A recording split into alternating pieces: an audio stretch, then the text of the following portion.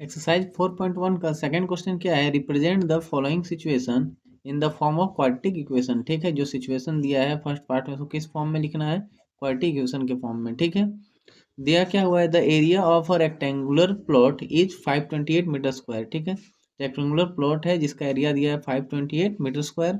The length of the plot is one more than twice its breadth. ठीक है, length क्या है plot का, one more than twice its, जो breadth है उसके ट्वाइस से वन ज़्यादा। ठीक है, इससे हम लोग क्या फाइंड कर सकते हैं, लेंथ और ब्रेथ ऑफ द प्लॉट। ठीक है, लेकिन हमको सिर्फ इसमें क्वाड्रेटिक के फॉर्म में ही लिखना है, लेंथ और ब्रेथ फाइंड ज़्यादा नहीं करना है। ठीक है, इसको सॉल्व करते हैं आगे।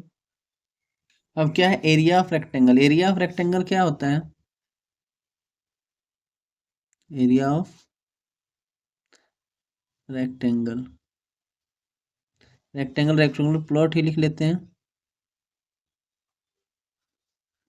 Area of rectangle, area of rectangle क्या होता है, लेंथ इंटू ब्रेथ। ठीक है, लेंथ इंटू ब्रेथ। ठीक है, एल इंटू बी।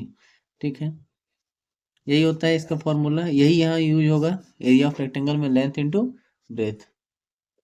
अब क्या दिया हुआ है कि लेंथ क्या है, ट्वाइस इट ब्रेथ। ठीक है, उससे वन मोर। ठीक है, ये दिया हुआ है यहाँ इस लाइन में, length of a plot is one more then the twice of its breath. तो पहले ब्रेथ मानना होगा, तो लेट करते हैं, late breadth be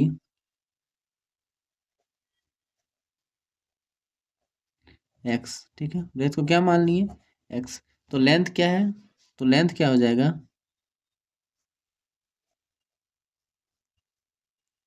twice its breath मतलब 2x, और फिर वन मोर। ठीक है, प्लस वन, ये हो गया इसका लेंथ। ठीक है, और एरिया ऑफ रेक्टेंगल हम जानते हैं एल इंटू बी होता है।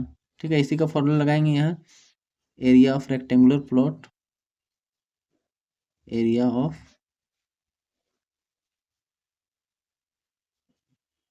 Rectangular plot equal to L into B. ठीक है, जहाँ हम लोग एल क्या है 2x प्लस वन, और बी क्या है एक्स। ठीक है, और एरिया ऑफ रेक्टेंगुलर प्लॉट क्या है 528 मीटर स्क्वायर, 528 मीटर स्क्वायर। ठीक है, अब इसको सॉल्व कर लेते हैं। ठीक है, 528 मीटर स्क्वायर इक्वल टू क्या हो जाएगा, 2x प्लस वन से मल्टीप्लाई होगा एक्स का, क्या हो जाएगा, एक्स से मल्टीप्लाई होगा तो हो जाएगा 2x स्क्वायर, प्लस एक्स से मल्टीप्लाई होगा तो क्या हो जाएगा एक्स। ठीक है, अब इसको इस साइड ही ले आते हैं तो क्या हो जाएगा, 2x square plus x minus 528। ठीक है, equal to zero.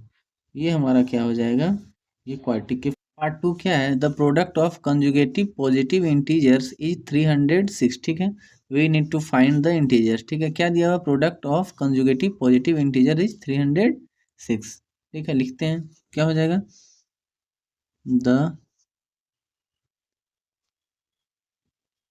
Product of consecutive positive integer is,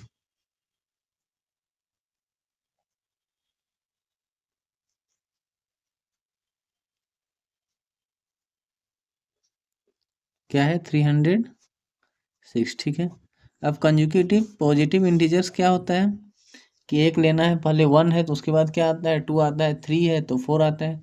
इस तरह पहला इंटीजर क्या ले सकते हैं हम लोग, एक्स, और प्रोडक्ट है तो मल्टीप्लाई, दूसरा इंटीजर क्या होगा, एक्स के बाद क्या आएगा, एक्स प्लस वन। ठीक है, एक्स प्लस वन, ये पहला इंटीजर, ये ले लिए हम लोग दूसरा इंटीजर, इक्वल टू क्या हो जाएगा 306। ठीक है, इससे इसको मल्टीप्लाई करेंगे, एक्स स्क्वायर हो जाएगा प्लस एक्स हो जाएगा इक्वल टू 306। ठीक है, और क्या लिख सकते हैं इसको, तो एक्स स्क्वायर प्लस एक्स, ये 306 इधर है, इसको ले आएंगे इधर तो क्या होगा, माइनस 306 इक्वल टू जीरो। ठीक है, ये किस फॉर्म में है, क्वाड्रेटिक इक्वेशन है ये, तो इसी फॉर्म में इसको हमको लिखना था। ठीक है, अब थर्ड पार्ट क्या है, Rohan's mother is 26 year older than him. ठीक है, रोहन की माँ जो है रोहन से 26 ईयर ओल्डर है, बड़ी है। The product of their age 3 years from now, मतलब the product of their age, दोनों का एज का प्रोडक्ट 3 ईयर फ्रॉम नाउ, मतलब अभी से 3 साल बाद विल भी कितना आ जाएगा 360। ठीक है, इससे हम लोग क्या निकाल सकते हैं, we would like to find Rohan present age. ठीक है, तो इसको क्वाड्रेटिक फॉर्म में लिखना है तो पहले क्या दिया हुआ है, लेट करना होगा पहले रोहन का एज क्या है, let Rohan's age be x, ठीक है। तो फिर मदर का एज क्या होगा, इसलिए रोहन का मदर का age Rohan mother age be क्या हो जाएगा, 26 ईयर ओल्डर है, तो एक्स प्लस 26, ठीक है, सारे ईयर्स में है। अब क्या दिया है, the product of their age 3 year from now.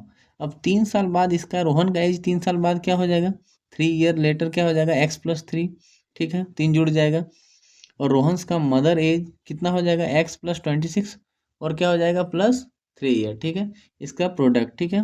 तो लिखते हैं the product of their as,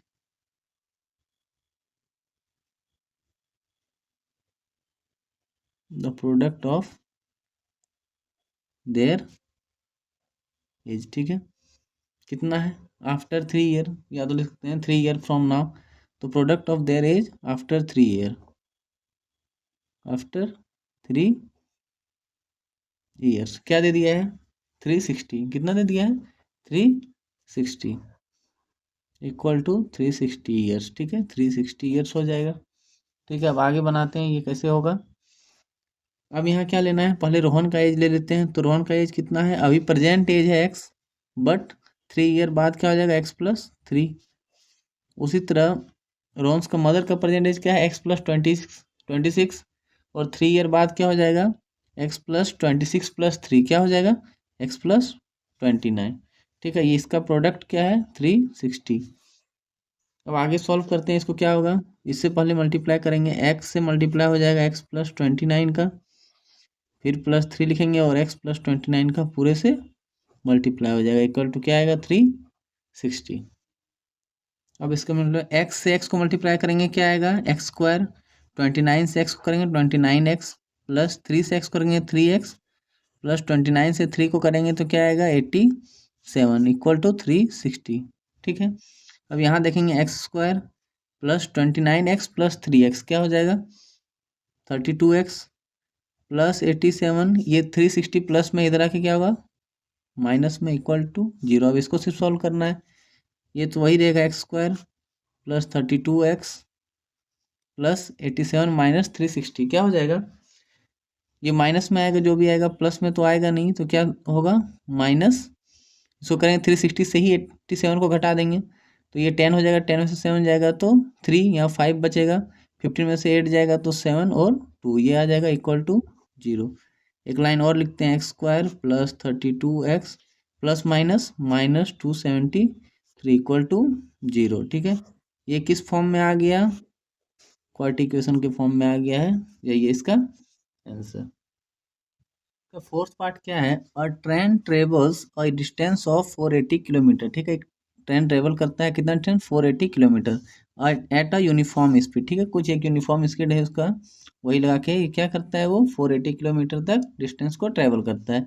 if the speed had been 8 kilometer less, अगर स्पीड क्या हो जाए, 8 किलोमीटर पर आवर लेस हो, मतलब जो भी स्पीड है वो 8 किलोमीटर पर आवर घटा दिया जाए, then it would taken 3 hour more, तो इसी डिस्टेंस को उसको टेक कितना होता है, 3 आवर मोर लगता है। स्पीड घटेगा तो टाइम क्या होगा, सेम डिस्टेंस को ट्रेवल करने में ज़्यादा लगेंगे, तो कितने ज़्यादा लग रहे हैं, 3 आवर, ठीक है, to cover the same distance, ठीक है।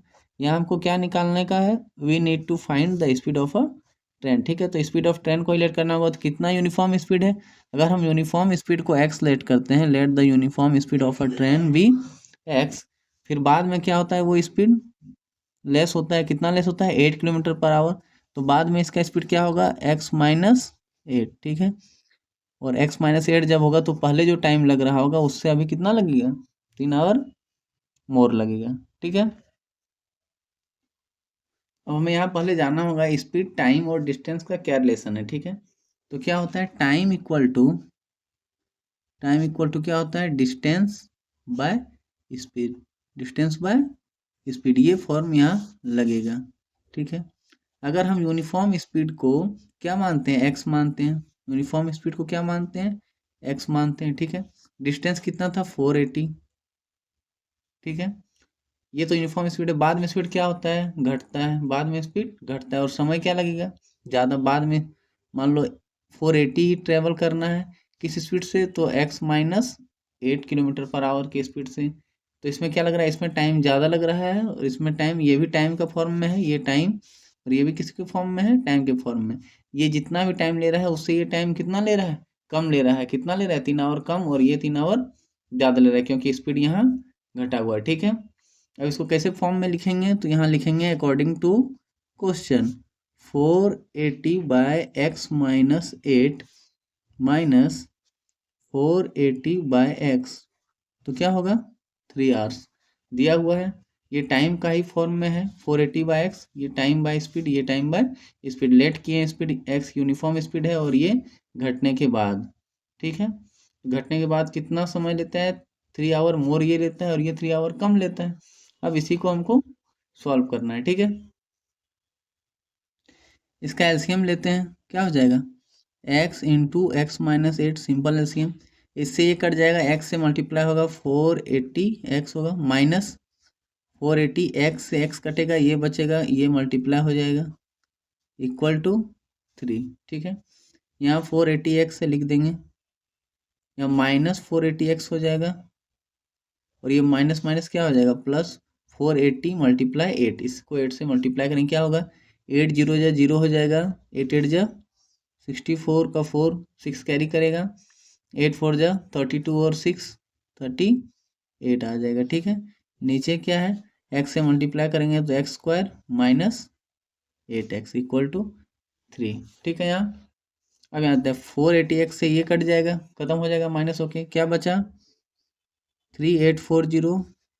अब ये यहाँ इधर था, इधर आके मल्टीप्लाई हो जाएगा, 3 multiply x square minus 8x। ठीक है, अब इसको इससे मल्टीप्लाई करेंगे, क्या होगा 3x स्क्वायर माइनस 8 3 जा 24x, इधर क्या है 3840। अब इसको सारे को एक तरफ ले आएंगे तो क्या हो जाएगा 3x स्क्वायर माइनस 24x, ये प्लस में था, इधर क्या आ जाएगा माइनस 3840। ठीक है, इक्वल टू 0। ये आ गया मेरा किस फॉर्म में, क्वाड्रेटिक इक्वेशन में। ठीक है, ये क्वाड्रेटिक इक्वेशन में आ गया, ये क्वेश्चन हो गया सॉल्व।